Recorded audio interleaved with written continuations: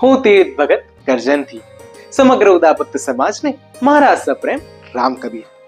જેવું તમે સર્વે જાણતા જ હશો કે આ મહિનાની 16મી તારીખે જન્માષ્ટમીનો પાવન પર્વ છે અને તેને માનવા માટે આપને ઉદાપત્ત સમાજના ભક્તો એક નવો ગરબો સાંભળવા જઈ રહ્યા છે. ગરબાનું નામ છે ધરાની પ્રેમ ગોષ્ઠી, જેને સાંભળવા માટે આપણે ટૂંક સમય રાહ જોવી પડશે. પરંતુ શું છે આ ગરબામાં?